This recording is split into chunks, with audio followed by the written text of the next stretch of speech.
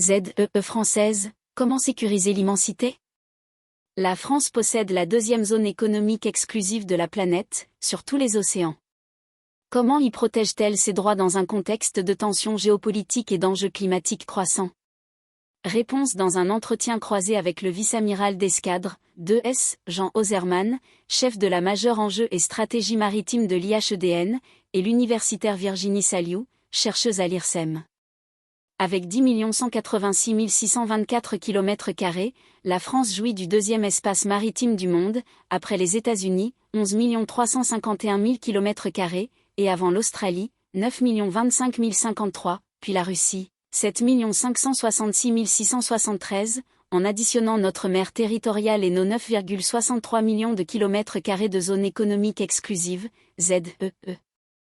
Selon le géographe Jean-Benoît Bouron de l'École normale supérieure de Lyon, une ZEE est un espace maritime ou océanique situé entre les eaux sous souveraineté, majoritairement constitué de la mer territoriale, et la haute mer, sur laquelle un État riverain, parfois plusieurs, dispose de l'exclusivité d'exploitation des ressources. Cette surface, calculée par le Service hydrographique et océanographique de la Marine nationale, CHOM, en vertu de la Convention des Nations unies de Montego Bay, 1982, est porteuse de nombreux enjeux géopolitiques, d'autant qu'elle n'est pas toujours en corrélation avec le plateau terrestre de chaque État. Ainsi, la France possède une ZEE comparable à celle des États-Unis et de l'Australie alors que son plateau est 3 fois plus petit, et même 5 fois par rapport à la Russie.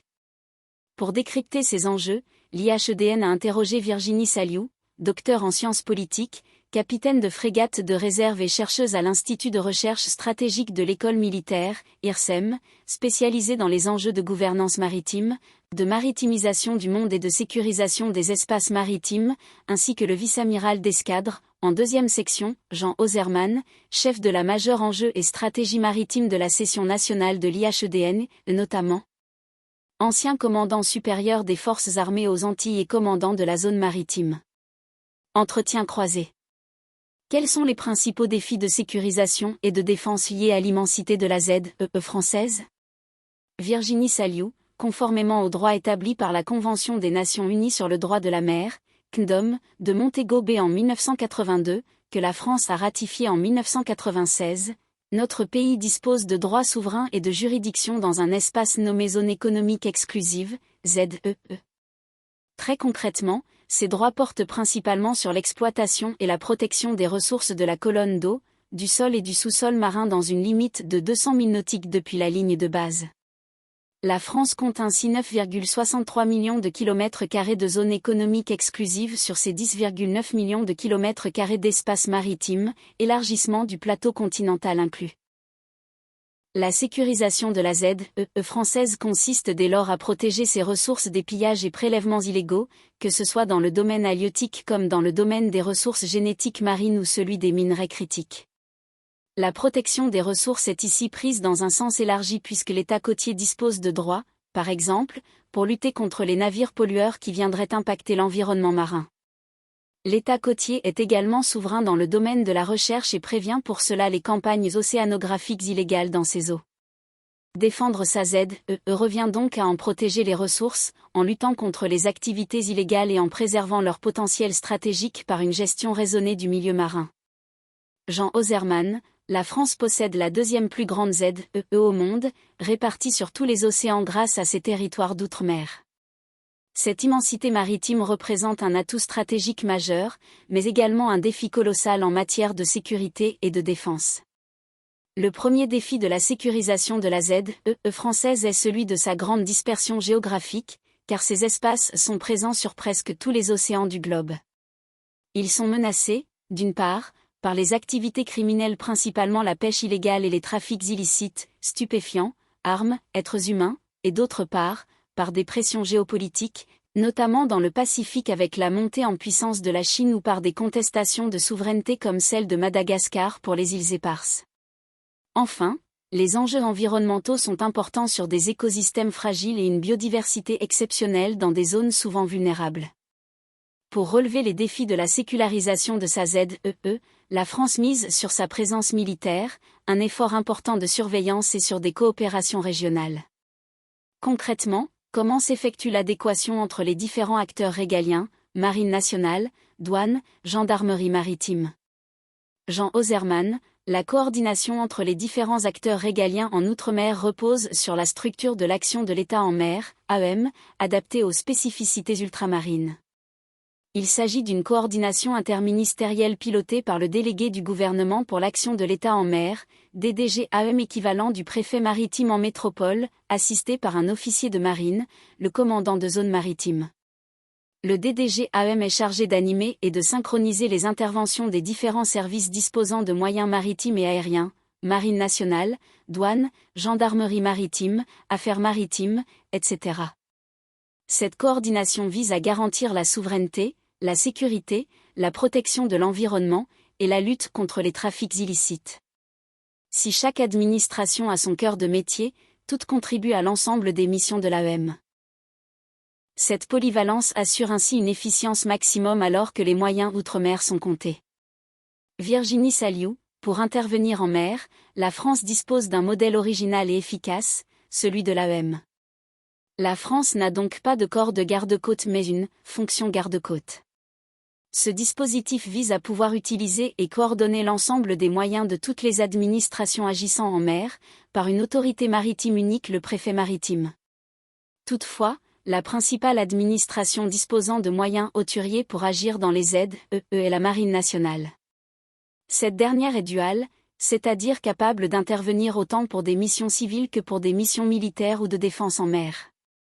Cette capacité est d'autant plus pertinente que l'État doit agir dans ce que l'on appelle un continuum sécuritaire, risques et menaces étant de plus en plus liés, des narcotrafiquants en mer ou des pêcheurs illégaux sont susceptibles d'ouvrir le feu, un accident de navigation peut dissimuler une attaque terroriste par voie de mer.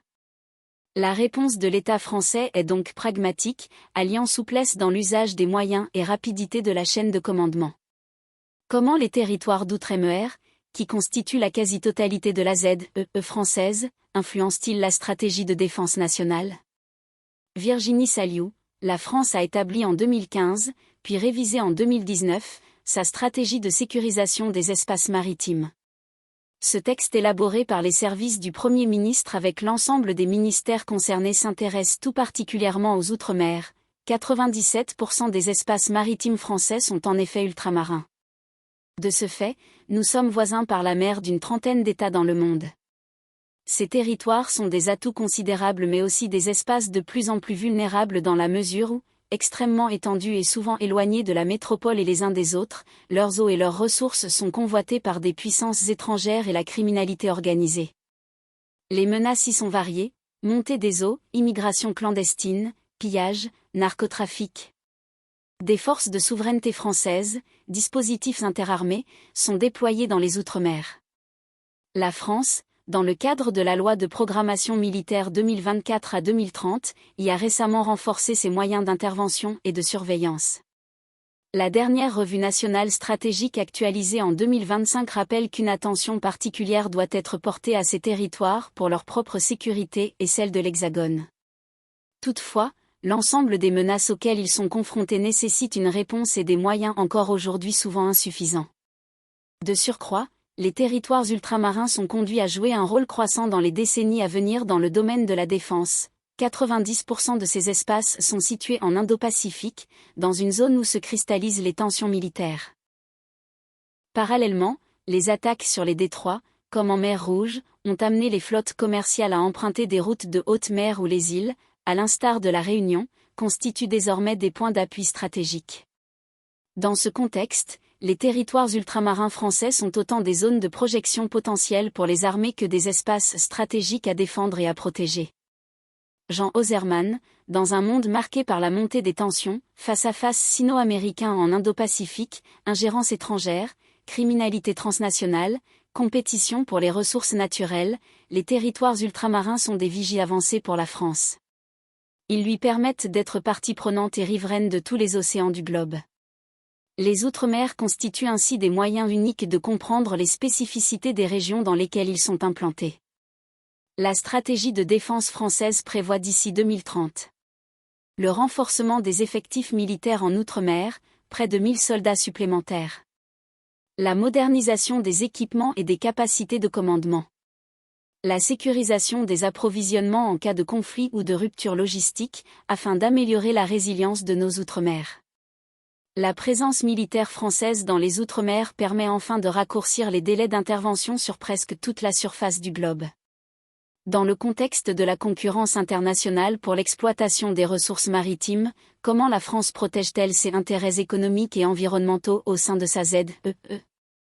Jean Ozerman, les réponses stratégiques de la France face à la concurrence internationale pour l'exploitation des ressources maritimes se traduisent par une présence navale permanente constituée de patrouilleurs et de frégates de surveillance. Elle est régulièrement renforcée par des déploiements d'avions de surveillance maritime, de grands bâtiments amphibies, de frégates de premier rang, voire de sous-marins nucléaires d'attaque. Occasionnellement, le groupe aéronaval et son porte-avions se déploient dans la ZEE Outre-mer pour assurer une forte présence dissuasive. Ces déploiements, qu'ils soient permanents, réguliers ou occasionnels, sont soutenus par un réseau de bases navales dans tous les DROMCOM. Cette stratégie de présence militaire est renforcée par une stratégie de coopération régionale. Elles peuvent prendre la forme de partenariats avec des pays voisins ou des organisations régionales comme l'ASEAN, Association des Nations de l'Asie du Sud-Est, Australie, Inde, etc., pour des patrouilles conjointes et des exercices militaires. On peut également citer les patrouilles partagées avec l'Afrique du Sud pour les terres australes ou la participation active aux forums multilatéraux pour promouvoir la sécurité maritime. Enfin, la France renforce ses capacités de surveillance maritime par le déploiement de satellites, de drones et de radars côtiers.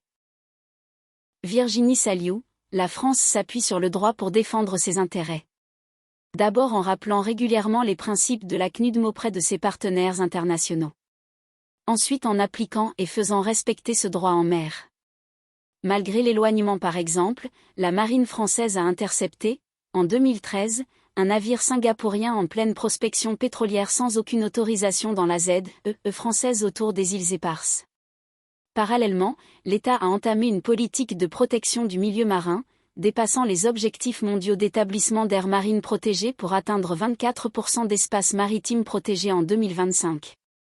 Enfin, la France promeut un discours de limitation de l'exploitation des ressources marines, visible par exemple dans sa politique de lutte contre la pêche illégale, notamment aux côtés de ses partenaires africains, ou plus récemment en se positionnant en faveur d'une interdiction de l'exploitation des ressources minérales des fonds marins. Face à de nouvelles menaces, comme le réchauffement climatique et la montée des tensions régionales, quelle évolution de la doctrine de défense de la ZEE sont-elles envisagées ou nécessaires? Virginie Saliou, un renforcement des moyens d'action en mer est indispensable afin de mieux protéger nos espaces maritimes. Il passe par des investissements dans de nouveaux navires bien sûr, mais également dans des drones et dans une capacité à surveiller depuis l'espace. Ces moyens doivent évidemment être complémentaires. Toutefois, aucun État ne peut agir seul en mer. La clé réside dans le fait de penser la mer pour cet espace autre qu'elle est, et non de projeter des logiques terrestres en mer. La mer n'est pas un espace clos, elle reste un espace de passage, pour les poissons comme pour les hommes. La coopération y est donc primordiale pour à la fois préserver les ressources et continuer à défendre la liberté de navigation avec nos partenaires internationaux comme avec le secteur privé. En parallèle, une maritimisation de notre défense, en s'appuyant sur ces atouts stratégiques que constituent nos territoires ultramarins, paraît un tournant, aujourd'hui, inévitable. Jean Ozerman, la France relève donc le défi de la protection de sa ZEE en combinant présence militaire, coopération internationale, innovation technologique et diplomatie active. C'est une stratégie à la fois défensive et proactive, qui vise à préserver ses intérêts tout en contribuant à la stabilité globale. Elle a choisi de renforcer sa présence militaire à la fois en nombre et en qualité pour faire face à l'augmentation des tensions internationales et de l'ampleur des catastrophes naturelles, principalement les cyclones. Le changement climatique se traduit en effet par des phénomènes cycloniques plus violents et plus fréquents. Elle renforce également la résilience des outre-mer par des travaux d'infrastructures nouvelles de stockage et de stationnement des forces.